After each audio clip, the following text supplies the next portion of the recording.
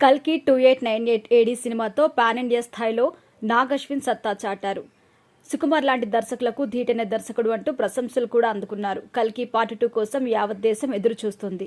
దర్శకుడిగా తాను తెరకెక్కించిన తొలి సినిమా ఎవడే సుబ్రహ్మణ్యం మూవీ 10 ఏళ్లు పూర్తి చేసుకున్న సందర్భంగా రిలీజ్ చేస్తున్నారు. ఈ సందర్భంగా నాగ్ అశ్విన్ మీడియా సమావేశంలో పాల్గొన్నారు. మీడియా ప్రతినిధులు అడిగిన ప్రశ్నకి సమాధానమిచ్చారు. ఇదే క్రమంలో అనేక విషయాలు ప్రస్తావనకొచ్చాయి.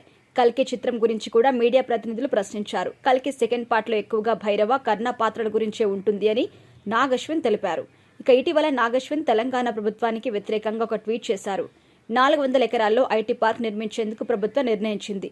దాన్ని ఉద్దేశిస్తూ నాగ్ అశ్విన్ మన కర్మ అని పోస్ట్ చేశారు. ఎందుకలా పోస్ట్ చేశారు అని అడగ్గా నాగ్ అశ్విన్ బోర్డుగా సమాధానమిచ్చారు. ఆ నిర్ణయం తనకి నచ్చలేదు అని అన్నారు. ప్రభుత్వం ఎంచుకున్న 400 ఎకరాలు చాలా పచ్చగా చెట్లతో ఉండే ప్రాంతం. ఐటీ పార్క్ డెవలప్ చేయాలి అనుకుంటే ఖాళీగా చాలా ఐటీ పార్కులు పడున్నాయి. వాటిని డెవలప్ చేయొచ్చు. ఇప్పుడు కొత్తగా మరో 400 ఎకరాల్లో చెట్లను ధ్వంసం చేయాల్సిన అవసరం లేదు. ఇది తన అభిప్రాయం అని నాగ్ అశ్విన్ తెలిపారు.